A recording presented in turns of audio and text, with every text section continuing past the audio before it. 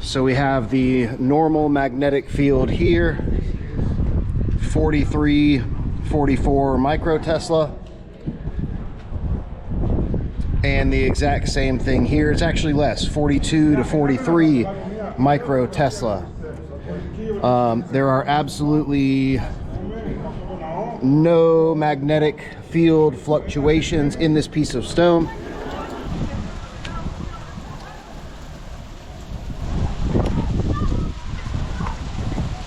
Was this one of the plagues? That's hail. I could probably catch one in my hand. They're huge pieces of ice. Ah, look it. Yeah. That's a big chunk.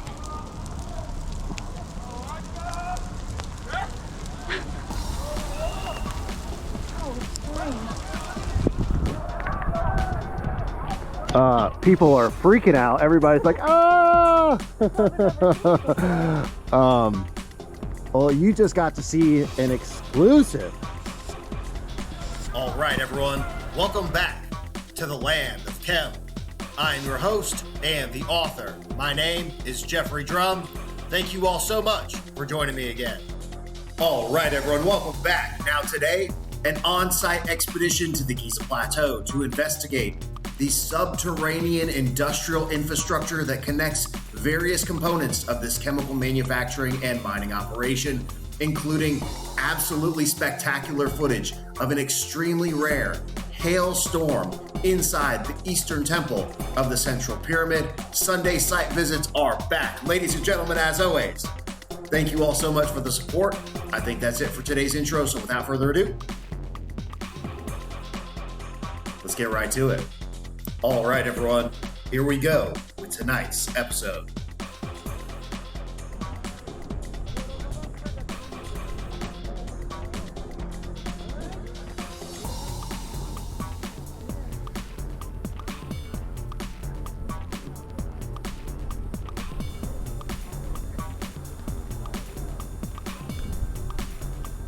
Oh, I love those shots when you can see the clouds moving across the face of the pyramid. Ladies and gentlemen, we are back in a big way. The land of Chem, finally home in Egypt. And I was just thinking on our ride up here, it's probably been 6 months since we've been on the Giza Plateau. We were in Japan for 3 months, and then we came back to Egypt, and I was on tour for a couple of weeks, and then we pretty much packed up right away, and then we've been in the US for the past approximately 3 months. So it is good to be back. And of course, my lovely wife Alexa. Assalamu alaikum. From Archeo Alchemy with me as always. And so of course, our first destination for the triumphant return of Sunday site visits.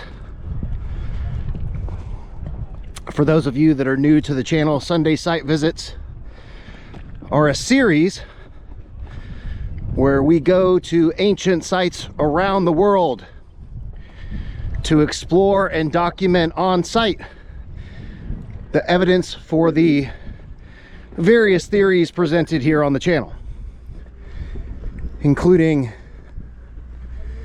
our expedition to England and Ireland, our trip to Malta, ancient sites all over Japan, and of course, extensive on-site research examining the Egyptian pyramids. And we're going to walk over here, and we have a few areas to investigate near the Great Pyramid. And then we're gonna finish with a look at the Sphinx enclosure. That was the topic of a pretty popular video. It seems you guys really like that Sphinx video. And there's more coming up. If you could see the list of stuff I have on the schedule for 2026, it's a bit overwhelming. And there's gonna be a bunch of multi-part series. Avebury is gonna be multiple videos. The Sphinx, also multiple episodes. And we've got a lot to cover today. So we're gonna cut through here, go on up through here, and I will resume when we get back to the eastern side of the Great Pyramid. Damn, it is good to be back. And that is a sight that never gets old. All right, and this is new. You know, I'm always kind of on the fence about new stuff and infrastructure. This I don't mind so much. Yeah, I mean, again, Lex is saying it's not covering anything, and it can be, you know, it's a pain in the ass to walk through sand all day. And having done the new Grand Gate experience numerous times now, I actually really love the new entrance area. The buses really facilitate the navigation process, especially we went through the Sphinx Gate today. You want to just go down this way? Sure. Yeah, let's check All right.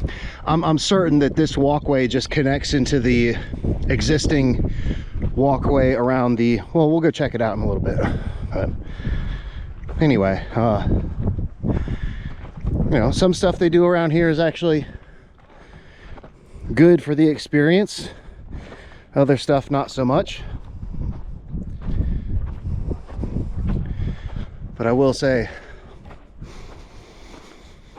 I'm gonna take a deep breath there. Our first week back, the air quality was horrible. We were having all kind of dust storms. This is a huge piece of calcite crystal here that I haven't noticed before. And this piece here is a giant chunk. Oh gosh, that's a huge, look at that.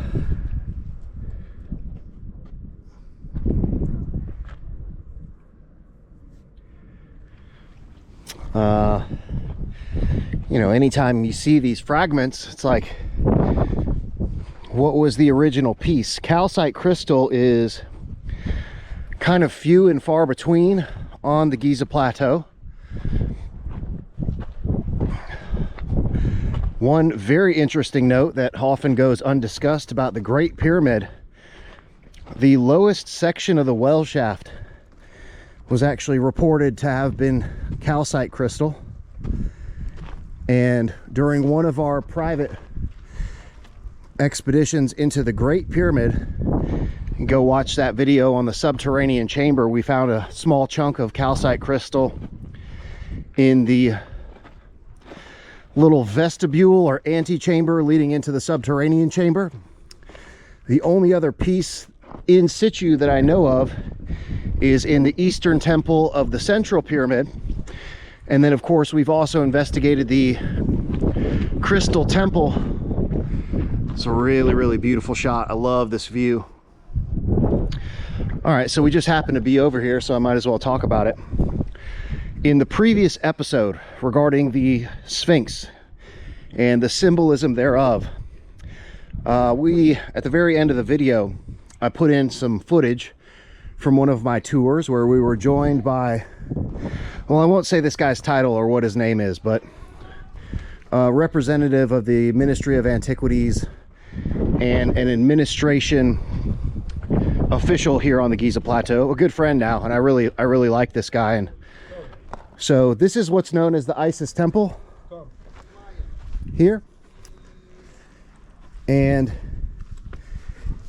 he kept mentioning over and over, multiple times on camera, that it has been reported that there's a shaft, an underground shaft that leads from the Great Pyramid down into the Sphinx enclosure, and that the Isis temple is the balance of the Giza plateau. Now, what exactly did he mean by the balance of the Giza plateau?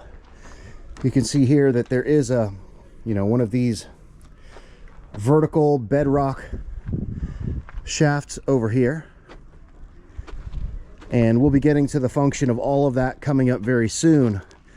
So there are intermediary components in between the pyramids, with the final outlet of everything converging down into the Sphinx enclosure. And I'll show you those shaft terminations at the back side of the Sphinx enclosure when we get down that way. We're looking for an artifact. Should we go see if we can find some water first? Yeah, that'd be great, Tess. Yeah, because we want to get some water to pour on this piece of stone so you can see this thing up close.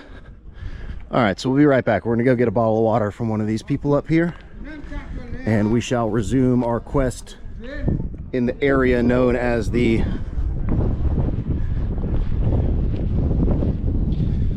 Eastern Field over here, this area that's filled with these quote-unquote mastaba platform structures. All right, so the walkway actually goes here and back around the south side. So it doesn't come up and connect into this one. Actually, I don't mind that infrastructure addition at all.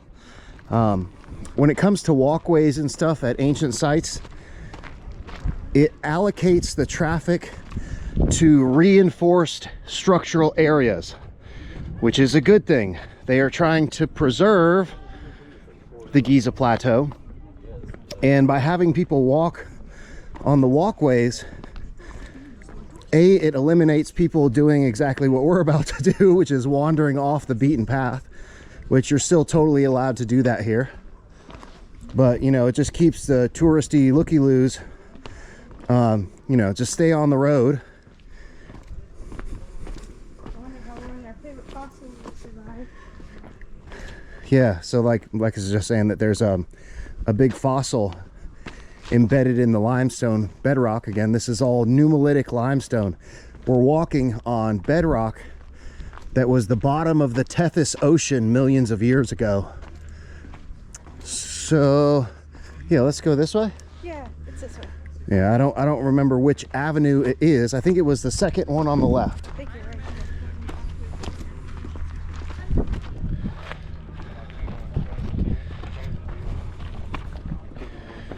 So anyway, limestone bedrock of the Giza plateau is actually the bottom of the Tethys Ocean. We've been talking about that ancient seafloor formation and hydrothermal vents and all that kind of good stuff recently. Again, if you're new to the channel, go back and watch the last 5 research episodes, because all of them are absolute bangers and of critical importance. I actually think it was this one, because this is the weird slab. Yep. Yeah, okay. That's the one. So there's some weird pieces of limestone over here. Yeah, this is another one of those facade pieces that we've talked about before. So actually, those are separate pieces. It's not a single piece like the other one. No, those aren't separate pieces. I thought that this line here was a delineation of a separate piece of stone, but it is not. You can just barely make out some of the glyphs. It's a foot. So this core masonry all in here is absolutely 100% Giza Plateau bedrock limestone. But then there's pieces like this, and you can see the very fine grain in here. And this material looks different than this material. This has a very yellowish color. Pretty typical of all the core bedrock in here. This has a very white on the inside, and it's rare.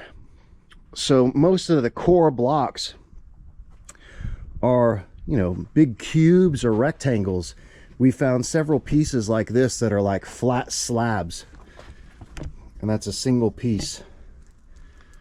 I'll leave that speculation up to you. We've talked about that before.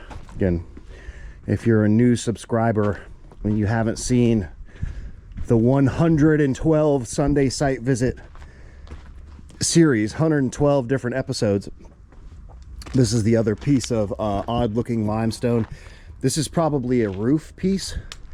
So there were, like we have here, these were pillars that went up like this, and then there was a beam that went over the top of the two pillars that used to flank this passageway here, and this is most likely a roofing piece. You can see the edge of this piece of limestone here. This is another kind of flat piece like that. Most likely, again, is as a roofing, or not roofing, but just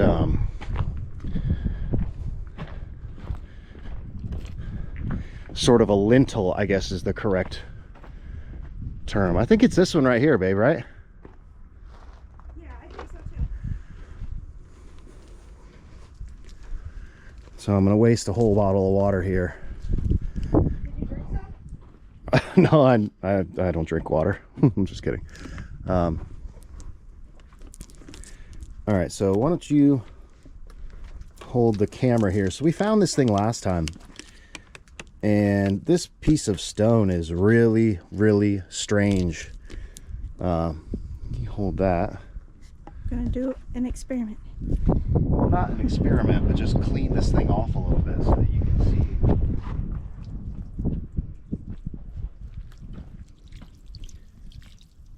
Yeah, look at that. It comes to life.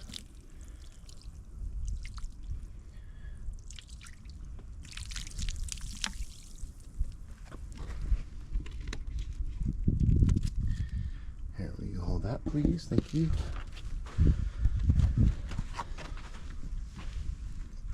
And hopefully you can see the color. This is definitely not limestone.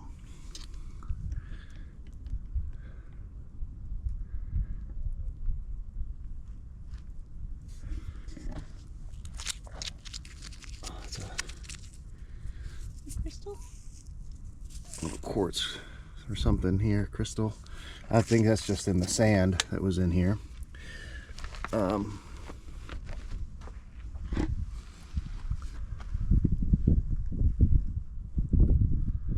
It's been a few years since we've been over here.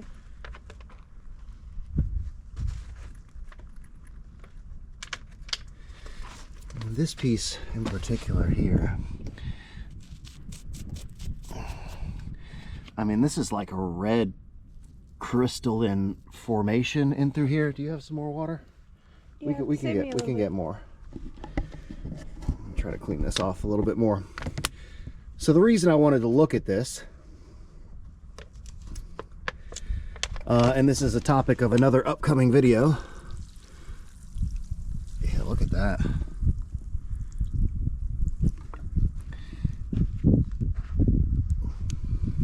Sorry.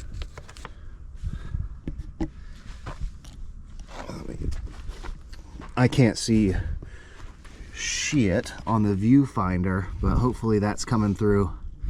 Again, make sure you change your YouTube settings to the highest that you have possible. All this stuff is recorded in. All right, everyone, I hope you're enjoying the video, and please remember to subscribe to the Land of Chem here on YouTube if you're interested in the physics and chemistry technology of a lost civilization and the function of the Egyptian pyramids and other ancient structures from across the world. Thank you all so much for the support. Now, back to the video. All right, so again, this is sorry, I don't know what happened to the camera there.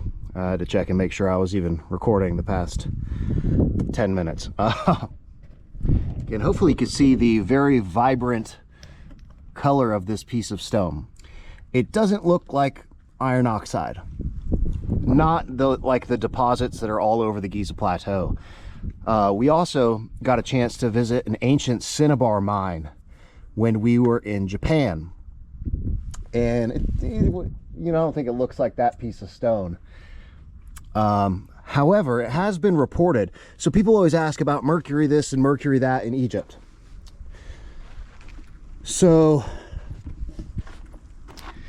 in all of the chemical analysis data that I have access to via my colleagues at the Acida Project, well, literally hundreds of samples from all over Egypt, I have never once in any of the data seen mercury. None of the chemical analysis data. However, I have heard, and I believe there are reports, that there are cinnabar ore deposits on the Giza Plateau. Topic for an upcoming research episode. So I wanted to come and look at this up close to see if this looked like the cinnabar that we saw in Japan. I don't think that's what this is. If we have any geologists in the comments. Again, this in here is even more crystalline looking. It certainly doesn't look like calcite. I wish I could just clean this whole freaking rock off, but very unusual piece of stone. All right, you know what? On this. Time for everybody's favorite part of the video. Everybody's been asking, what about Sunday site visit cigar reviews? Oh, ladies and gentlemen, we are back big time. And unfortunately, I had to go on hiatus. Sunday site visit cigar review hiatus because I ran out of supplies. And thankfully, obviously, when we were back in the US, I got to fully restock. And I'm considering starting a separate channel for, oh my God, that smells good. Pyramid cigar reviews. If you're interested in watching that, leave a comment below. If you don't like the cigar reviews, you can just fuck off. Archaeology and cigar smoking go hand in hand since the dawn of Egyptology in the late 1800s. And when I am out here exploring the sites, it helps to get the juices flowing to smoke a cigar. So, and yes, I'm going to pick up the cap because even though it is just a tiny leaf, I refuse to contribute to the littering in Egypt. Even though now I guess I am technically an African American.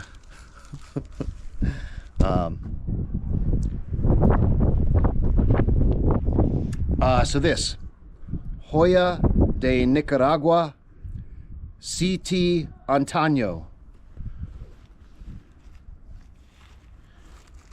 So I'm gonna fire this boy up. And Lex, is there anything else that you wanted to see while we're up here today? I was wanting to explore the eastern field more.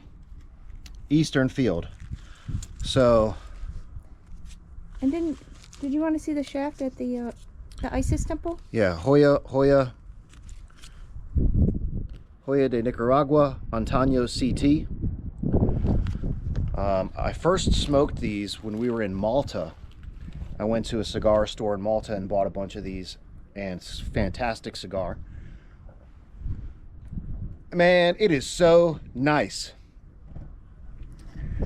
It is freaking beautiful out here today. So it's like late February. I don't know the specific date today. There's one of the boat, quote unquote, boat pits, part of the circuit breaker network of the Giza Plateau. Look at that, man. Holy shit. And on that note, I'm only gonna take maybe five, maybe 10, I don't know, less than 10 people. I'm only gonna take about 10 or less people for the upcoming 2026 Land of Chem tour. So if you want to join, spaces are very limited and running out quickly. I'm already happy with the total guest count, but I might take maybe 5 or 10 more. Send me an email with the subject line 2026 Egypt tour to contact@thelandofchem.com. Again, you have to put in subject line 2026 Egypt tour if you expect to get a response. And then there's more of these. Maybe it is partially iron, because this one here, this is another piece of limestone that does look like it has some iron oxide content, but this other piece just looks super crystalline. I don't know what the hell that is. It's a very strange piece. What, the weathering? It looks like iron infused limestone. Yeah, so is this the same as that one? This is another piece here. Again, this looks very much like iron oxide.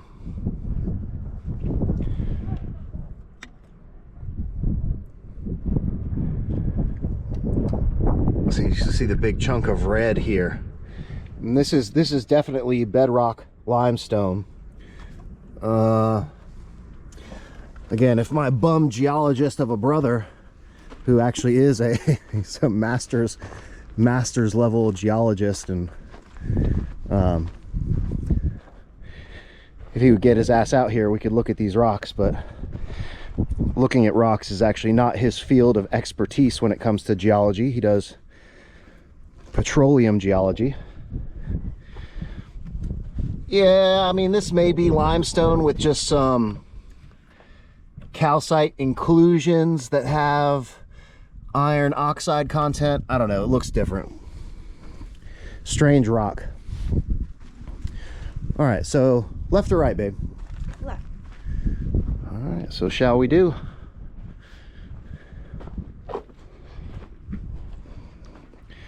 And of course, my beautiful wife Alexa's channel is Archeo Alchemy. I always put a link to her stuff in the video description below. Also, go check out Let's Go with Lex and G, our travel, I don't know, travel vlog, food reviews. We reviewed a couple spots when we were back in the US. We went to, what the hell was the name of that place, the pizza place? Sally's, the famous Sally's Pizza in New Haven.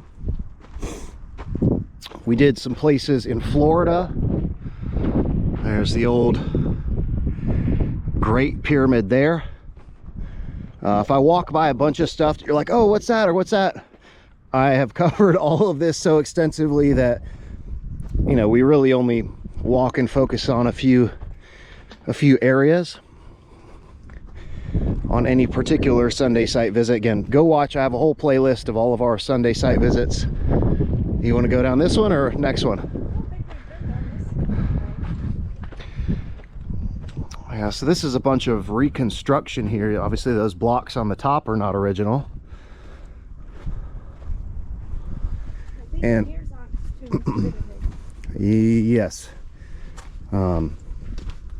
there are some dynastic tombs in this area. My wife was just mentioning the like Meres Ankh tomb, and all of these mastabas have, we can walk up to the top of one of these things when we get back to the Isis temple. There are deep vertical bedrock shafts that go down.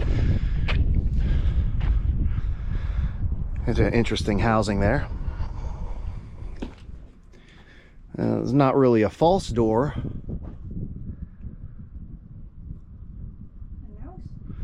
Maybe. Of course, this is probably where somebody, hello, oh. You wouldn't get great acoustics because it's open at the top there right now, but that may have been enclosed originally. Most likely a hammam. modern day hammam. Hammam is the Arabic word for restroom. Here's a piece of a channel, and I'll show you the other. They actually have more of this put back together, but this is definitely channel blocks here.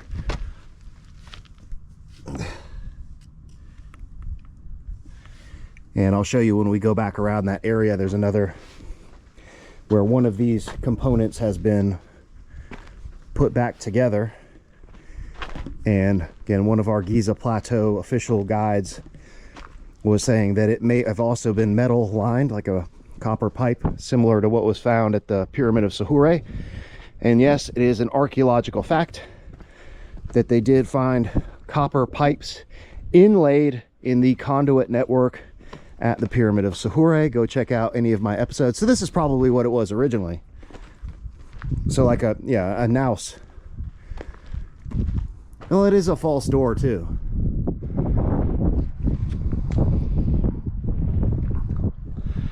And people have definitely been pissing in this thing.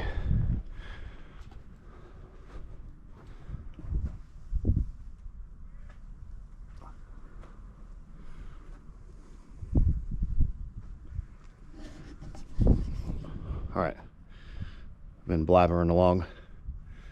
Time to fire this thing up. Let's go. Oh yeah.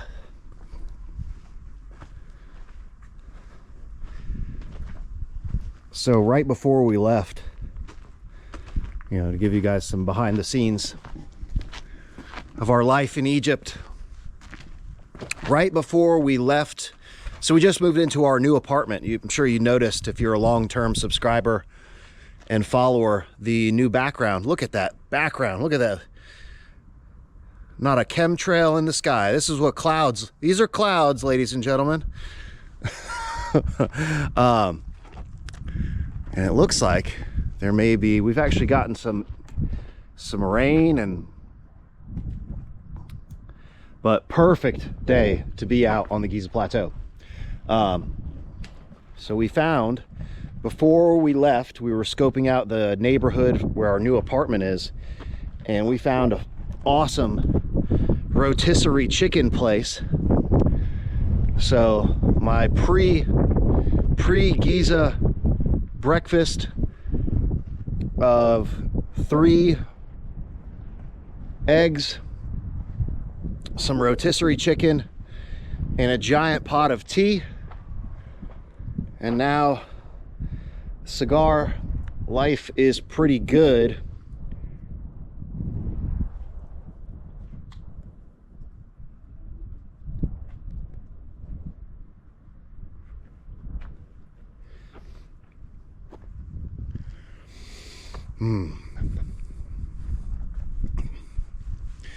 So initial tasting notes are like, this is a great cedar cigar, you know, like a honey sweetness, kind of like a tea note in there. Really, really good stuff. And I'm just following that ass right now, watching my wife walk around. My wife.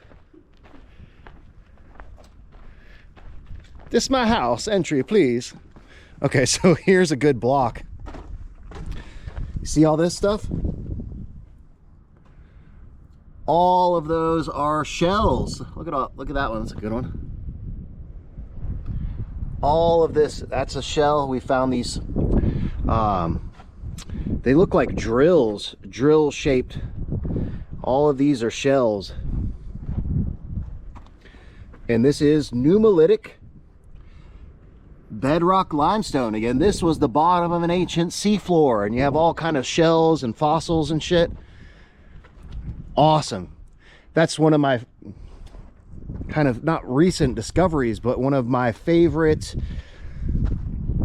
fascinating features of the Giza Plateau is the ancient geological processes that were involved in its formation. So this ancient seafloor, the hydrothermal vents, these iron veins. I mean, I could come up here and have on multiple occasions and just spend all day looking at the ground and the iron and not do anything with the pyramids. Again, there are these vertical shafts going into the bedrock, and obviously I get distracted sometimes, but I was going to say that at the top of all these mastaba platforms, there are usually 2 deep vertical shafts that go down into the top of these mastabas, and we'll climb up there. Where do you want to go now? Let's go this way. All right. So we'll climb up on one of them so you can see those shafts.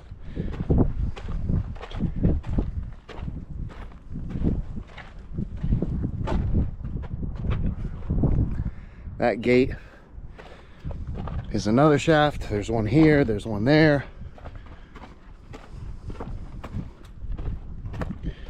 Now, some of these, oh, that's a good one. And that's going down probably 20 or 30 feet before it goes in this direction. Some of these are dynastic burials, in that they have found burials down in some of these holes. Doesn't necessarily mean that's what the holes were for originally.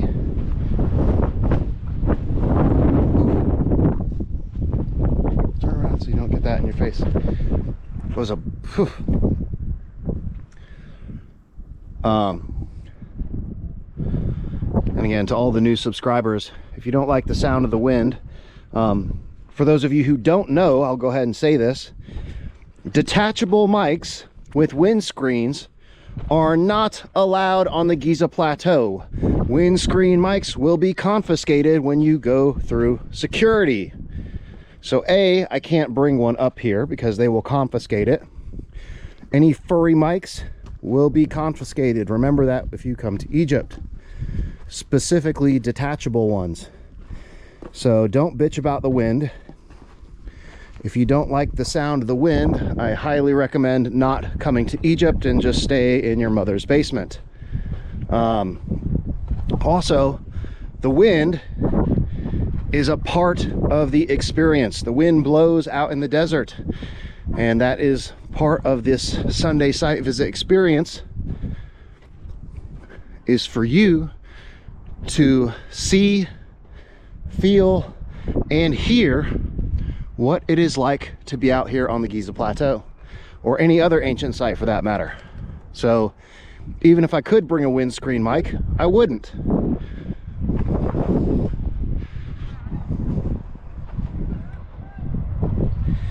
Man, it just never gets old.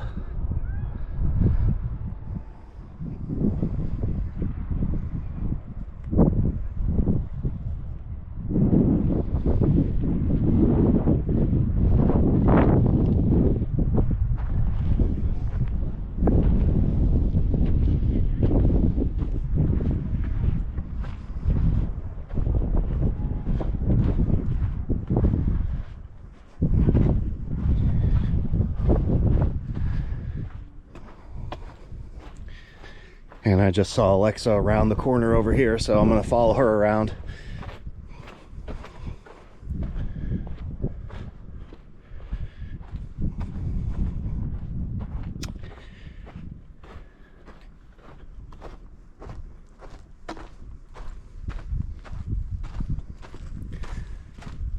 Here's another.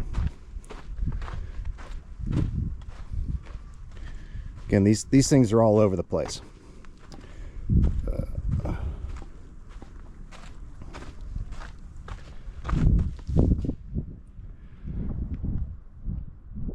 Just going down into the bedrock there.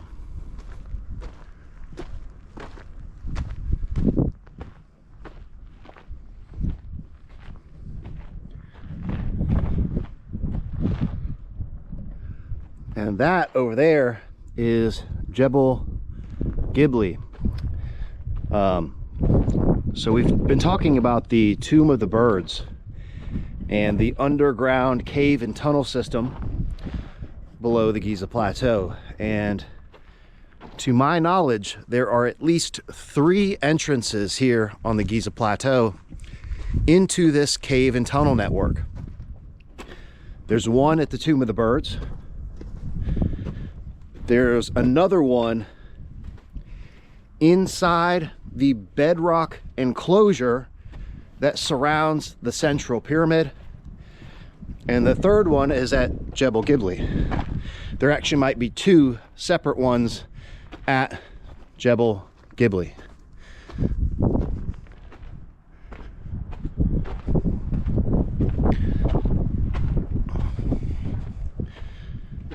And we'll be back here again soon, and we'll go check out that one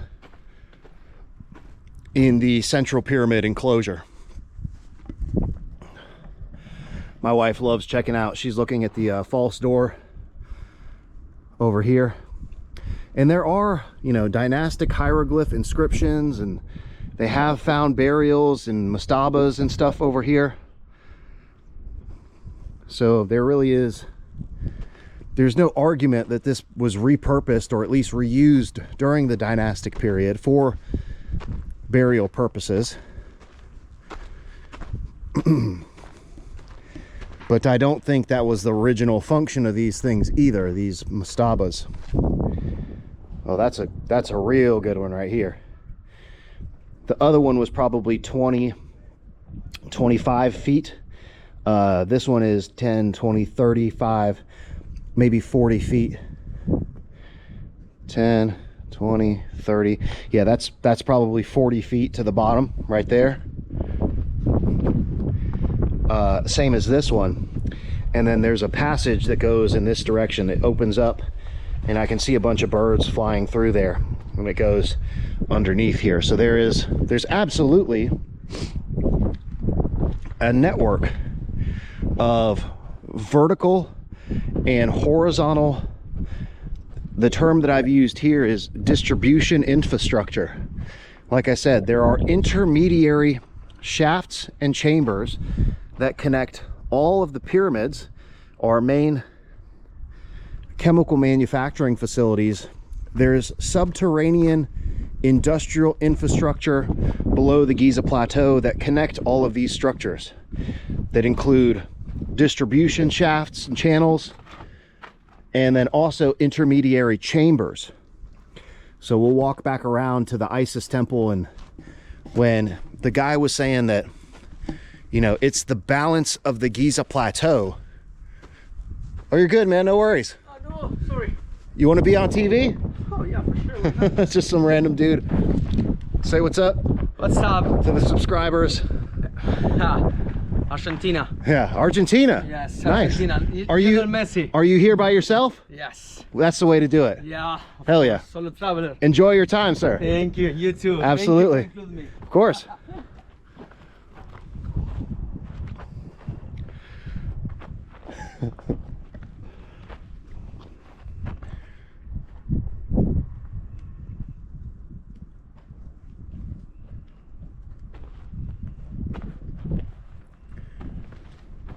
Good? Okay. All right. So I think let's walk back around to the Isis temple area. I'll show you some of those deep vertical shafts. Again, that's another just piece of, this is definitely iron oxide on this side, limestone on this side. Huh? All right.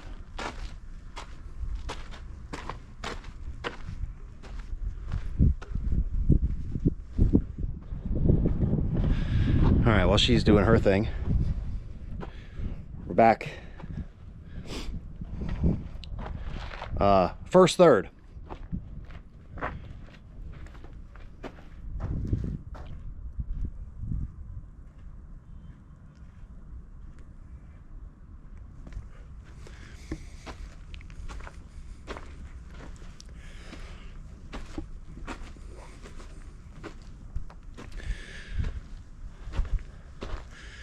So I'm about to get super pretentious here for my sommelier tasting notes.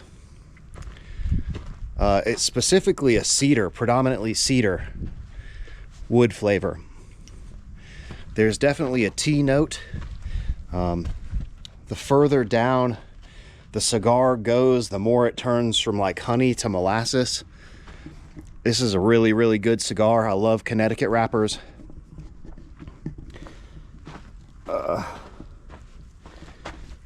This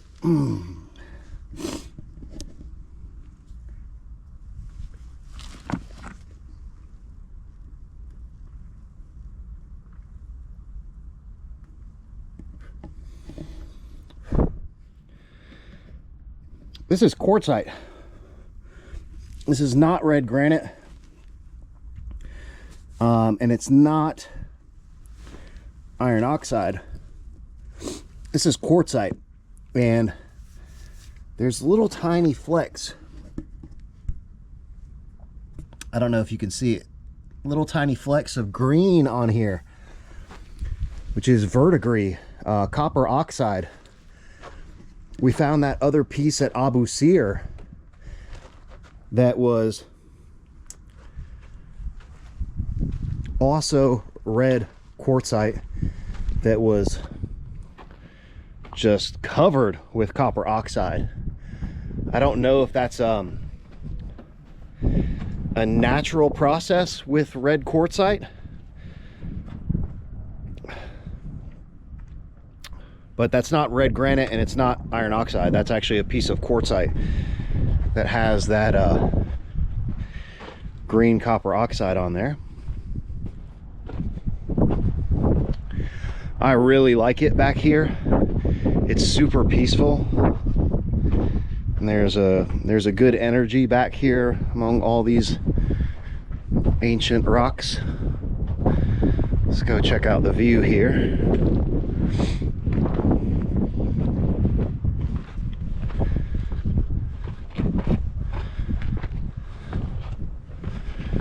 And we'll see, because this is a top of a mastaba. So now we're on top of one of these things, and like I said, at the top of these things, here's a good vantage where you can see it. There's one there, there's one here. These vertical shafts that go down through the core of the mastaba. Oh, that's a real good one. That's,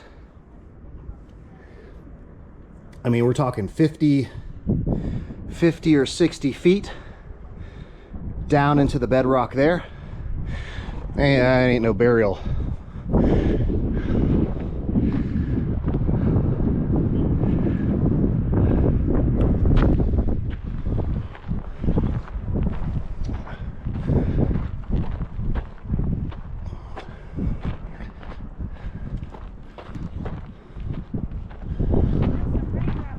Yeah, yeah. Oh, can you hear it? It's raining. It's raining.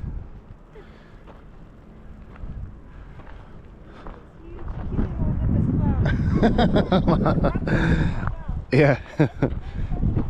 Yeah, it's the first time we've ever been rained on up here. So like I said, there's 2 vertical shafts in each one of the mastabas.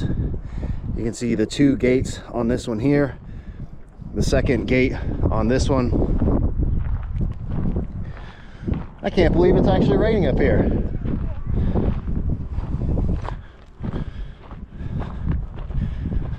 It feels quite nice. And the rain, I don't know that there's a way to get down here. We're gonna have to go back down the other way.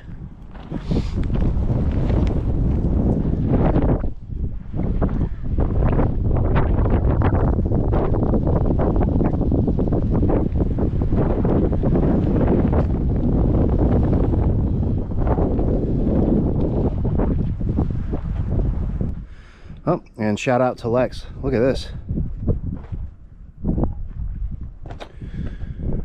So here we're looking at a junction piece. So this is an important piece right here, and I almost walk right over this. Shout out Lex. Archeo Alchemy. So we have conduit inlet here, outlet here. It looked like there was a piece here, and there was something rectangular that was housed in the middle here. This is an important piece because the channel would have gone up that way, further down this way, and it looked like it would have connected into one of our mastabas here. It goes downhill. Yeah, it goes downhill, and there's a number of channels, so we may go walk back by the eastern side of the Great Pyramid, and I can show you the bedrock channels. Again, there is aqueous solution distribution infrastructure all over the Giza Plateau. I can't believe I've never noticed that one before. This one looks like it's carved directly into the bedrock here. It's hard to say without this being more thoroughly excavated. I would be very interested to know what was originally housed in here. It could have even been like a pumping mechanism. So we'll get to that as well in terms of the intermediary components and the distribution infrastructure. That's a whole nother topic of conversation that will be coming up at some point. Here's another piece of limestone with a bunch of iron oxide. That other piece may just be, not that iron oxide really crystallizes, but it may just be much more. Do you want to see what's on the other side? Sure. All those rows of mastabas? Well, we know there's that Maris Anctum over there, and let's walk up this way. Okay.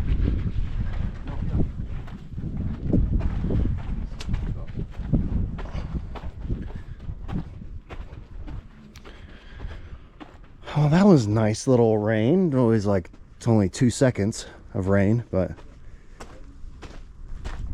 it's coming from that cloud right there. That has now passed over, and there's a, well, that's actually looked like it's cleared up. You know, this outfit here, man. People go all out for the Giza Plateau. Guy had on like a Michael Jackson jacket with some, look like a tinfoil shirt under there. Yeah, EMF protection.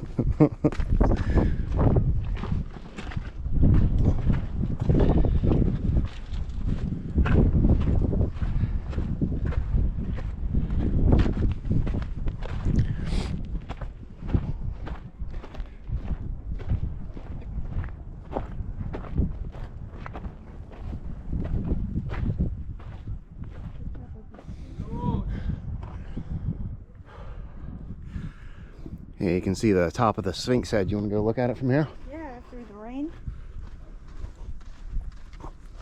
So we were talking about in the previous episode how the Sphinx was originally painted red. And you can even still see the remnants of that today on the face and the headdress.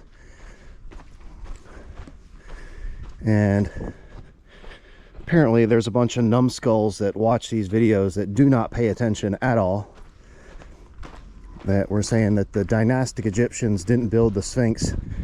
First of all, there was nothing to be built in regard to the Sphinx. The Sphinx is a natural bedrock outcrop.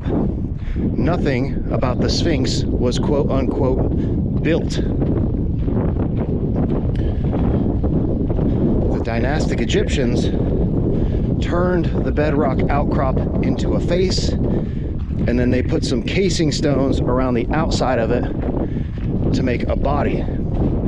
But during the time period, as I stated in the previous video, during the time period when the pyramids were operational, it was not a statue. It was a functional piece of bedrock with a number of different components that are still inside of it today. That's a pretty cool view. I'm gonna walk a little bit closer. Oh, so this is actually a good vantage point so that we don't have to go walk back around, you know, around the other side. Yeah, perfect vantage point so we don't have to walk back around this thing again. Well, there's actually some people that have a special permission inside the Sphinx enclosure there. Yeah, the Sphinx enclosure is closed to the public. You have to get a special permission. So there it is, Sphinx. And even from here, I can definitely see the red paint on the face. We've noticed that on numerous occasions before. There's remnants of red paint. Most of the actual casing stones that you can see today are either Greco-Roman period or modern restoration. So all the body is mostly restoration. And the whole core of the Sphinx is bedrock. It is 100% a giant lump of bedrock that was carved into this statue, in my opinion. Again, during the time period when these were operational, this was not a statue. However, the enclosure and this piece of bedrock that houses some specific features was still here. And it was cased and carved later during the dynastic period as a way to communicate the knowledge of what was happening here. The alchemical transformation that was explained in the previous episode. Now, so this isn't a great shot, but you can see here there's some shaft terminations at the back of the Sphinx enclosure that connect into the transverse subterranean shafts. So we have a number of bedrock vertical shafts here. You have the Osiris shaft over on this end, and these vertical shafts connect into a transverse shaft that leads from here and here underground down into the Sphinx enclosure that terminate in the back of the enclosure here. That is what was corroborated by our friend from the Ministry of Antiquities that said that there's believed to be, it's never been fully excavated, hasn't been studied, a shaft leading from, in my opinion, with intermediary connections along the way, from the extraction shaft in the Queen's Chamber, going down underground, possibly into the Isis Temple. From the Isis Temple, again, there's intermediary stages from there. Some of it also goes to the northeast. We've talked about the channel conduit distribution network that is below the Eastern Temple of the Great Pyramid that goes up in this direction and then down that way. Some of it goes down this way. A complex network of shafts and passages that integrate the industrial infrastructure of the Giza Plateau, a lot of it leading down into the Sphinx enclosure. So the Sphinx enclosure and the bedrock structure itself are contemporary to the pyramids. I don't think the statue with the paws and the head are not contemporary to the pyramids. That was a later dynastic era remodeling of this bedrock component. And I'll show some research that documents the time periods of the Sphinx construction. Now, that's also subject for some debate. As I showed in the previous episode, there's anecdotal evidence from the Sphinx inventory stela that Khufu repaired the Sphinx, which contradicts the conventional narrative that Khafra built the Sphinx. So Khufu came before Khafra, and if Khufu repaired the Sphinx, it means the Sphinx already existed before Khafra. Hold on one sec. All right, everyone. I hope you're enjoying the video, and if you want to help support the channel, you can pick up a copy of the book and grab some merch at thelandofchem.com. The second edition Egyptian blue version is now back in stock. Same text as the first edition, just a new color design, and a brand new merch drop. Inazuma Kagaku, lightning, chemistry. Absolutely gorgeous kanji calligraphy designed by my Japanese tattoo artist Shin at Funky Guns in Kobe, and all of your favorites, including stickers. Links to everything in the video description below. Thank you all so much for the support. Now, back to the video.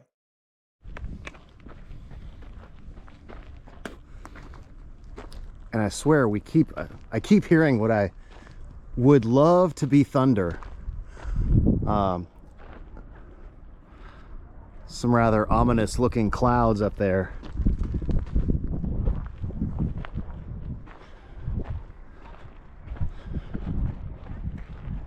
All right, so let's get into the nitty-gritty here. I've shown evidence before on many previous Sunday site visits of, let's call it, hydraulic infrastructure that is a part of this vertical bedrock shaft component network. And I've described them before as being hydraulic elevators that were utilized during the construction. But this infrastructure was also a functional part of the Giza Plateau operational system. Now, there's an important part of that. So they utilized components in the construction process that were also designed to be multifunctional and operational while the system was on. Oh, that's another great shot right there.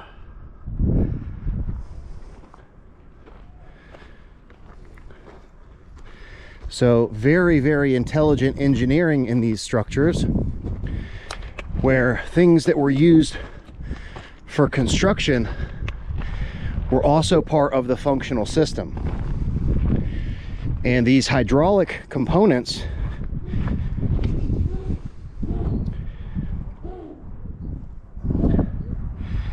and this one I can't even see to the bottom of that one. The other ones I've been able to see all the way to the bottom. That one I can't even see to the bottom. So hydraulic lifts and elevators while the system was being constructed, and then hydraulic pumps that are part of this industrial infrastructure and distribution network.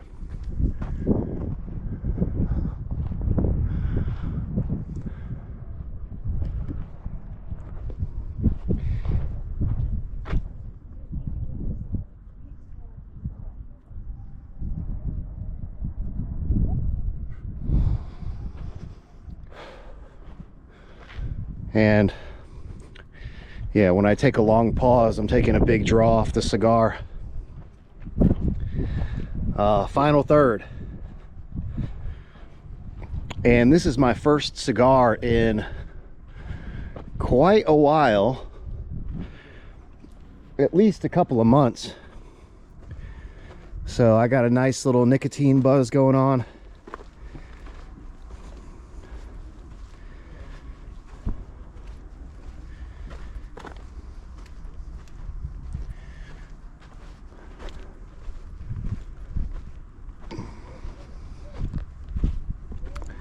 And another interesting note about this Isis temple is that it's also noted in the Sphinx inventory stela that the Isis temple is an older part of the Giza plateau. Again, you know, Khufu comes around and finds all of this pre-existing stuff. The pyramid being one of those things. And let me show you this. So I'm not filming, this guy's doing his, it's Ramadan now, so they're all doing prayers. Here is part of this conduit network that has been reassembled here. I don't think this is the original configuration or placement for this thing, but they found a bunch of channel pieces and put it all back together. And then our guy was saying that they do think that this was also possibly lined with copper piping. That's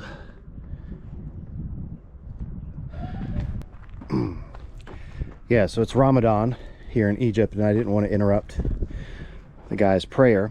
Again, this is the Isis temple, this area here. Right behind, this is G1C.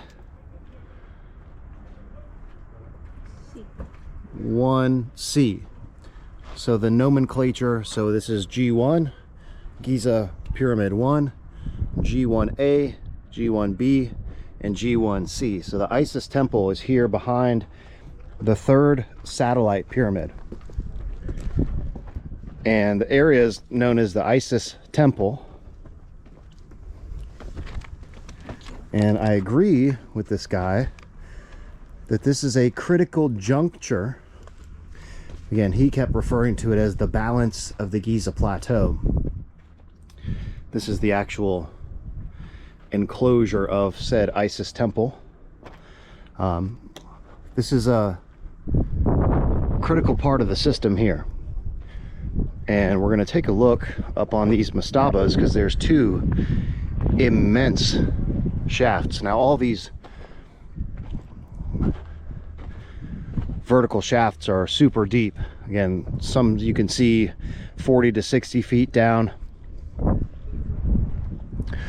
Others you can't even see the bottom. This is another huge one here. I can see the bottom here, and this is probably 30 feet to where I can see the bottom, and I can see that there's a connection going in this direction and in this direction. So it links to this one over here. And this one has been, in my opinion, intentionally covered with this block. So there's another one of these rectangle shafts here.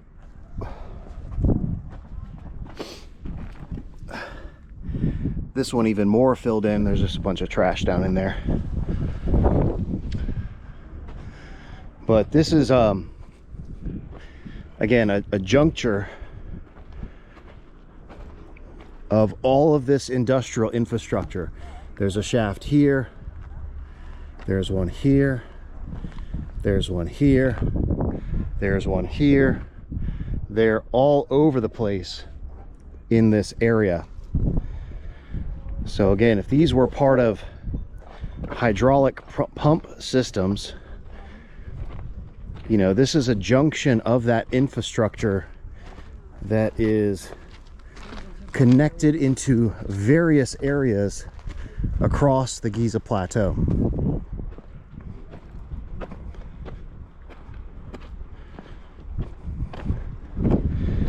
So these products, these chemical products, sulfuric acid, hydrochloric acid, etc., were being allocated into different areas of the Giza plateau via this industrial distribution infrastructure. And just looking here at the top of the central pyramid, there is red paint on the top of that thing too. And we've shown, go check out the central pyramid coating. We have chemical analysis of some red paint that was found on the casing stones. Similar chemical composition to the red pyramid coating compound, but this one is with the addition of phosphorus compounds. That's a fantastic episode if you haven't seen that one, presenting the chemical analysis of the layering of the material. And I mean, it's clear as day looking up at it here. You can see there's definitely red paint on the top of that thing. So we're gonna walk over in this direction and then back down the causeway, and we'll see you on the other side. Oh, come on. Do a lightning. Wouldn't that be awesome? Do it, come on. Come on, do it. Do it now. Yes, Karashir. What? Mashai Sadiki, shukran. Okay. Some unusual, like, the way the sun is breaking through the clouds right there. Look at that. That is what it would have looked like.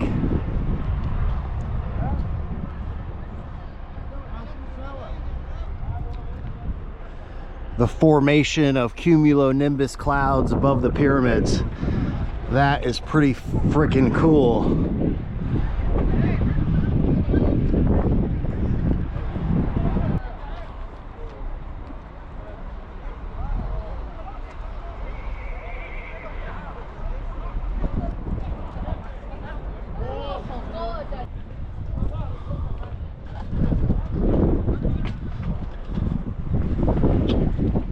All right, we don't come in here too often, or we do, but don't really film. Damn.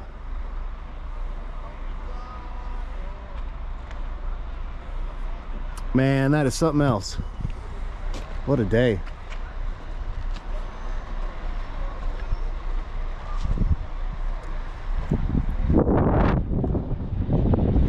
So, Central Pyramid, Valley Temple, or Eastern Temple.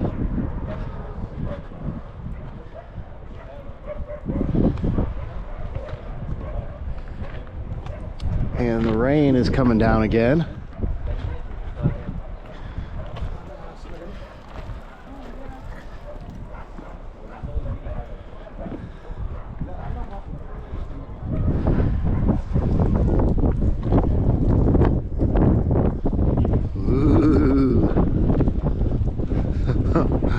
Awesome. And I'll show you, since we were talking about calcite crystal,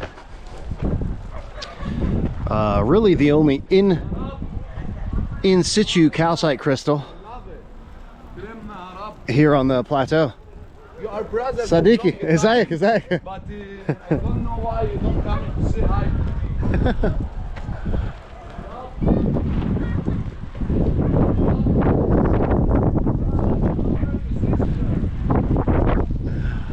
That guy, you know, they all recognize me at this point from being up here over and over again. Man, it is actually raining.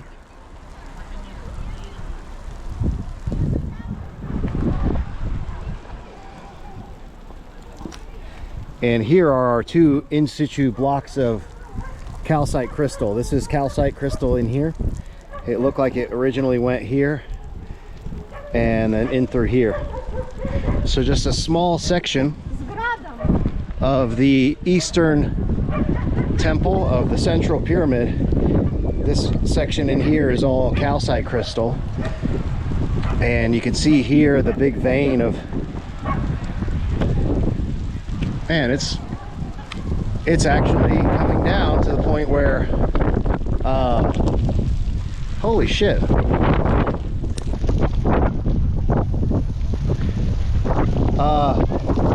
That is hail.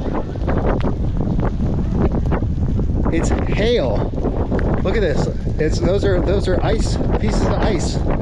Look at this. Look at that. Holy shit. Alright, oh. Holy shit.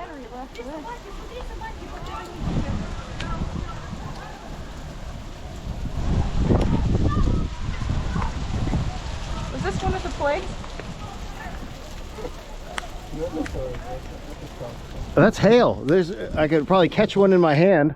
They're huge pieces of ice. Ah, look at. Yeah.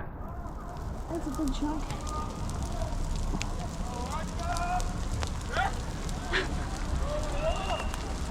Oh, strange. People are freaking out. Everybody's like, ah! Well, you just got to see an exclusive. And then it's over.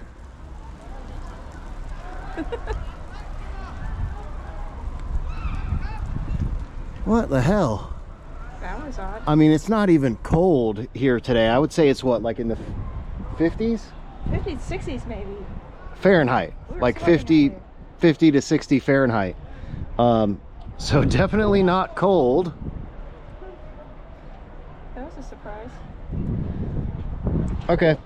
Good thing we took our pictures. So again, here you see big piece of vein, iron vein that runs through the temple here. There's a big piece of it here. You can see the red color. Go back and watch the, this is not the subject of our investigation today, but the Giza iron vein playlist. Again, these two pieces of calcite crystal in through here.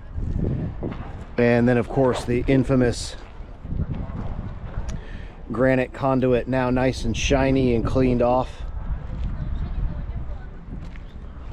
And we'll walk back down this way because it'll be cool to see it now that it's wet. The iron formations over in this area. Yeah, it's all wet up there on the top. And yeah, it's definitely red paint for sure. Where's our stone? Come on, do a lightning.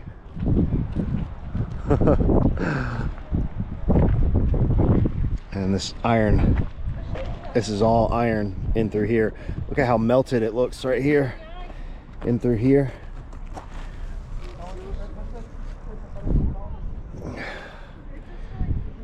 Crazy. I think this is the first time the new hand tats have made an appearance.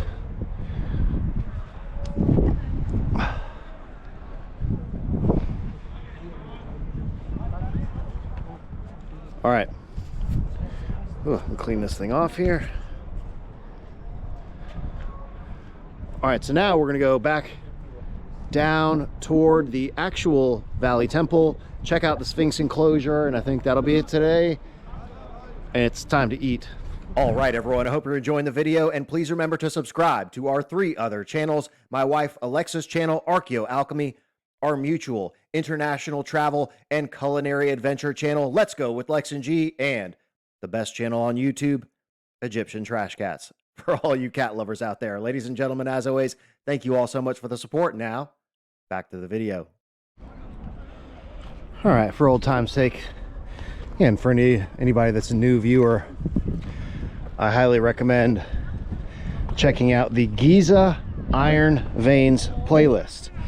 That is a compilation of research episodes and Sunday site visits, fully documenting the Giza iron veins, including chemical analysis data. And now that these things have been wet by the rain, again, a true Land of Chem exclusive. Look at that. It looks crazy.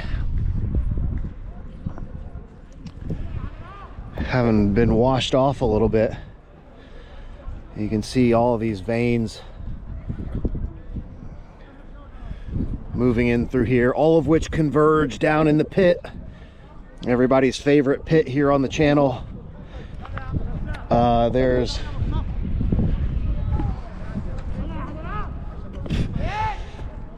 Oh man, that tube. I see another area of the tube. If I can get while the getting's good. Yeah, just stay. Hold on, I'll be right back. So this whole, the vein here, all of it converges down into this pit. This whole rut is, or was, a huge deposit of iron. And I've never really noticed the other side of this one. It just kind of jumped out, the other part of the tube. So I'll show you the first part of the tube here. Everybody loves this one. Oh, that's a great picture of it right now. I can really see it there.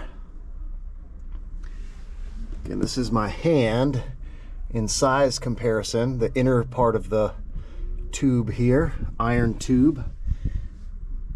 And then this part I just noticed is over here.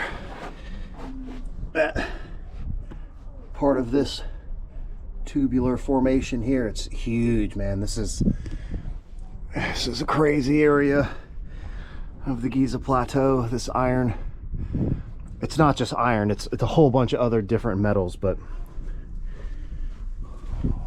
it'll all come together soon. Go watch the circuit breaker. Now that it's absolutely a circuit breaker. Go watch, I think it's episode 167, the function of the boat pits, the Giza Plateau circuit breaker. Awesome. And then this big eroded part here.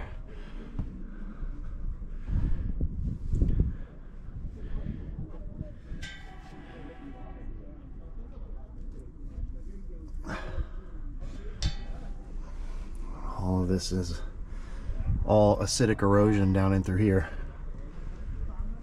Pretty crazy. I've done a lot more research on this area in many previous episodes. All right.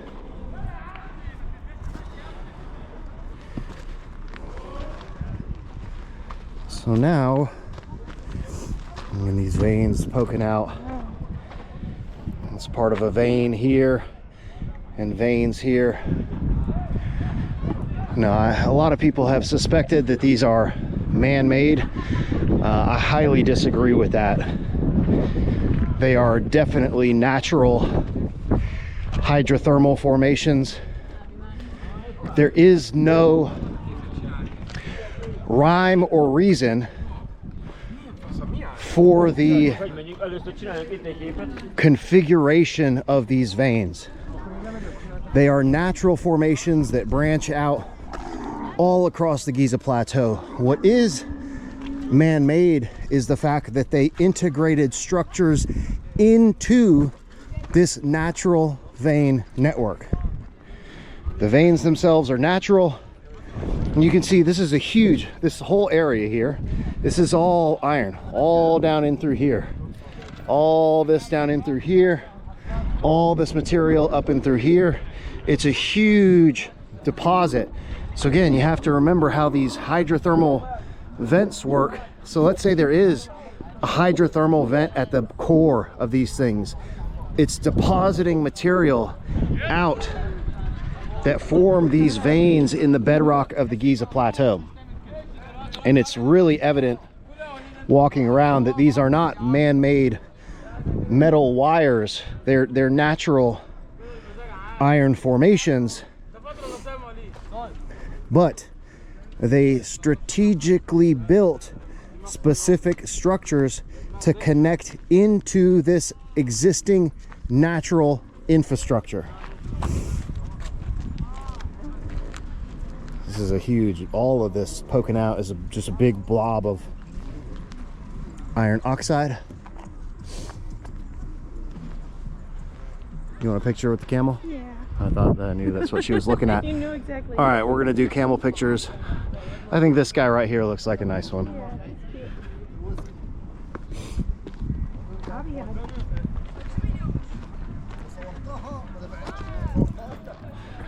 He's taking a nap. So cute. All right, we'll be right back. Okay, so here's a good example of why these things are natural, right? So you can see how tiny these little veins are. Like, here's my finger, and they branch off from the main vein, and you can see they're all over. This is iron here, and it just disappears into basically nothing. This is a beautiful one here.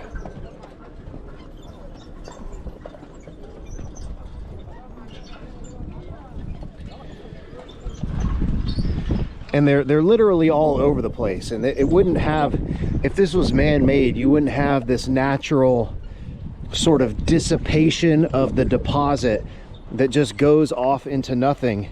And then you can see these larger ones here. These look super melted. This in here looks really melted. It was almost like there was a river here. All in through here. Really, really good.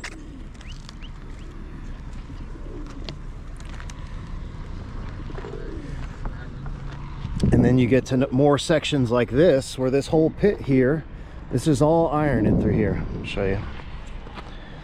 All of this material in through here, this, all of this stuff, all of this red in here is all iron. And it's just a big mass of iron. There's no, again, rhyme or reason to the configuration of this iron deposit. They're natural deposits. The brilliant thing is building structures that connect into this system. And as we walk to the Osiris shaft, I've shown pictures and video from, I've been very fortunate to go in the Osiris shaft on a number of occasions, and I'm pretty sure I'm the only person that has documented the iron veins on the second floor of the Osiris shaft. Go back and watch either the Giza iron veins playlist or the full function of the Osiris shaft episode, and you can see the pictures of those iron veins. And the Osiris shaft, again, how did they do this is a engineering question for the ages. The chambers of the Osiris shaft were excavated from the bedrock to tap into these iron veins while still leaving them intact. They were an intentional part of that excavation, and the chambers were precisely located and excavated with such precision that they tapped into these iron veins, huge looking bars of iron through the top of the structure.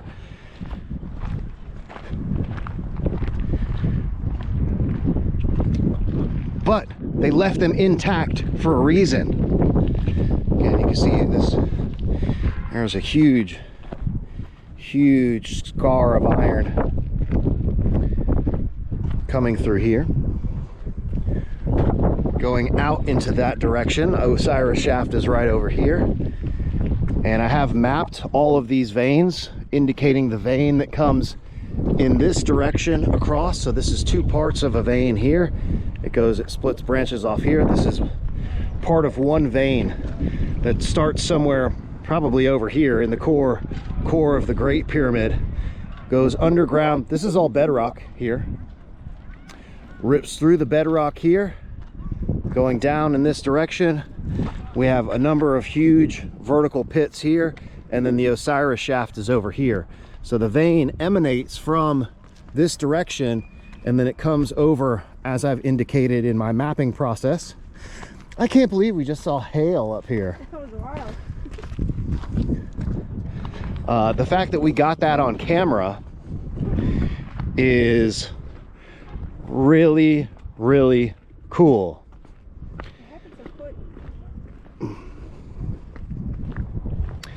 So this is the Osiris shaft over here. Entrance is over here. This is the top part going down into the first level here. Then it goes down into three levels of underground chambers.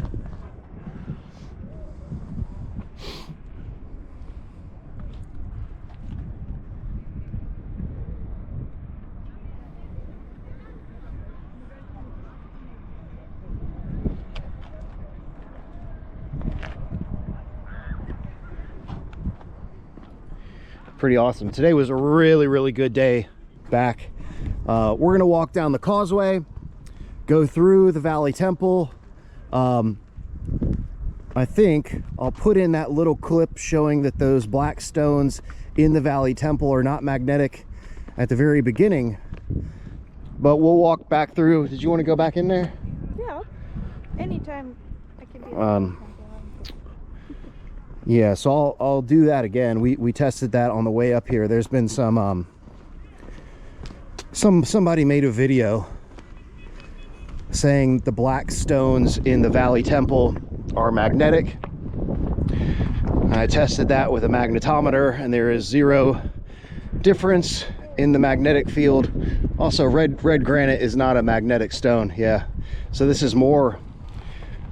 This will be coming up soon too. You can see these striations here of these iron deposits. That'll be coming up. This is also, this piece here is permeated. All this red in through here is all iron.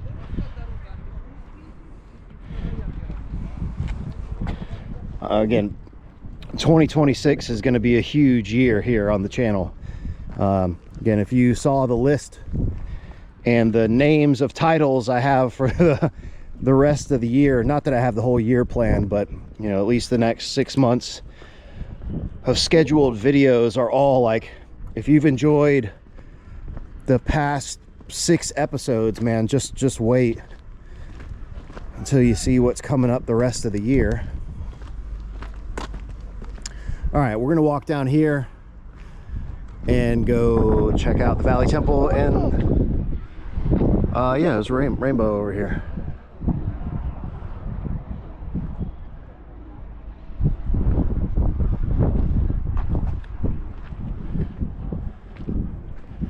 Pretty awesome day. All right, here we go. So we're back in the Valley Temple, and again, I hate to burst bubbles, but if you want to have anything verified that you hear regarding the Egyptian pyramids, I'm the guy, because I will come here and evaluate it on site. So, magnetometer. And it's been reported that these black stones inside the Valley Temple are magnetic. These are black granite stones. All of this is granite. These ones just happen to be black. And these ones are, this one's black granite here. This one's a black and red kind of combination. But all of this is granite in through here. And you can see the ambient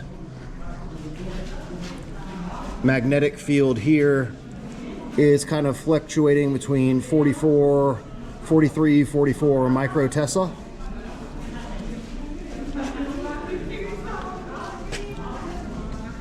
And the reading is staying exactly the same. It's actually going between 42, 43, 43, 43, 40. It actually goes down in some areas.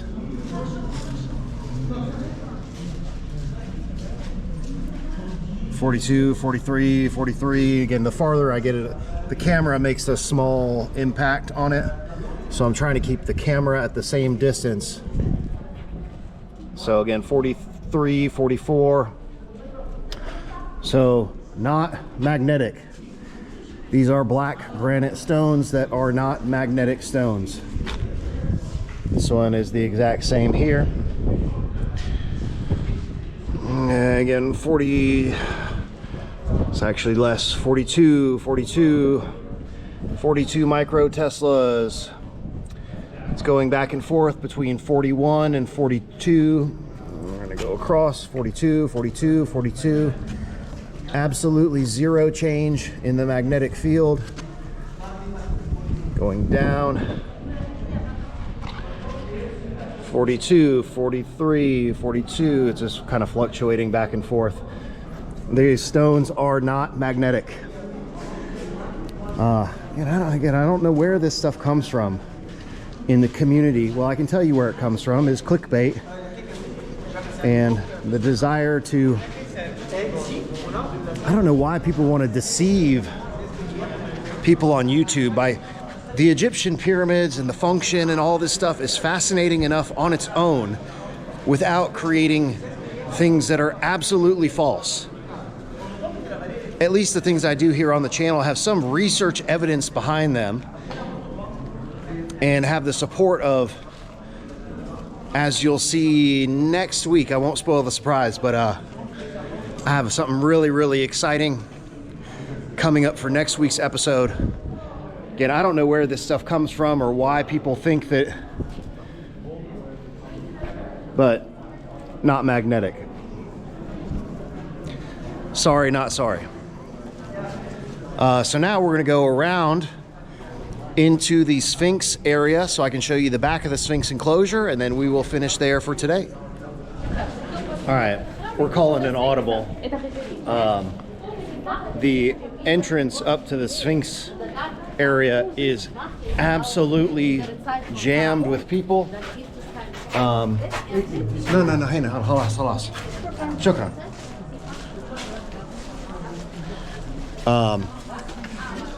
It is by far the most tourist-packed area of the Giza Plateau because everybody wants to go take their picture kissing the Sphinx. So we'll cover that on another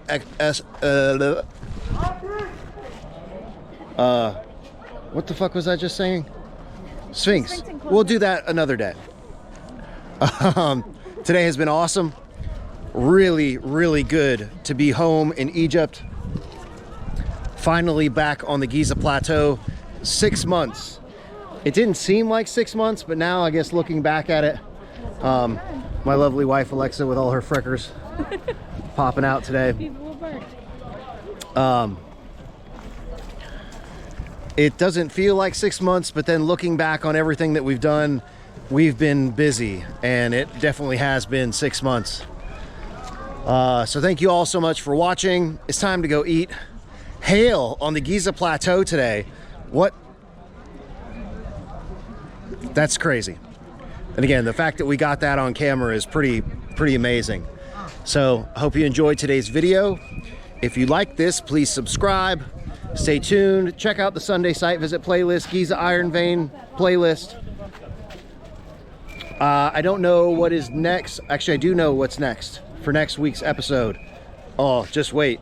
There's going to be some new stuff coming up on the Land of Chem here in 2026, and you'll get your first taste of some of the new type of content that will be debuting the week after you're watching this. All right. Until next time. All right, everyone, that is it for today's video. This was Sunday Site Visit 122, the subterranean industrial infrastructure of the Giza Plateau. I really hope you enjoyed today's video, and in the next episode in the series, the first installment of a brand new format of videos here on the channel where I have invited academics and professionals from various disciplines for ongoing discussions regarding the ancient technology from around the world. Part 1. PhD chemist versus the function of the Great Pyramid. This is an episode you do not want to miss. So if you haven't already, please subscribe to the Land of Chem here on YouTube. Remember to click that little notification bell so you don't miss out on new videos. Like, comment, share, hype, and stay tuned. If you want to help support the channel and get access to exclusive research content, check out the members only channel and thelandofchem.com if you want to pick up a copy of the book or grab some merch. Today I'm rocking some of the new Archaeoalchemy merch available on my wife's channel, link in the video description below. Also, don't forget, after you finish watching this video, please go subscribe to our 3 other channels. Again, my wife Alexa's channel, Archaeoalchemy, our mutual travel, adventure, and culinary experience channel. Let's go with Lex and G. And the best channel on YouTube, Egyptian Trash Cats. All you cat lovers out there, ladies and gentlemen, as always, thank you all so much for the support. I think that's it for today's episode. So I will see you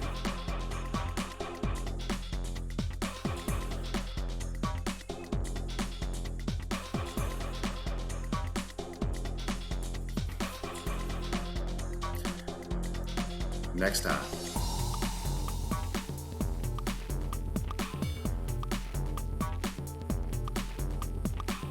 Yo, are you still watching this? Please subscribe to the Land of Chem here on YouTube and click that little notification button. New videos coming out every single week. And check out this other episode. Come on, do it. Do it now.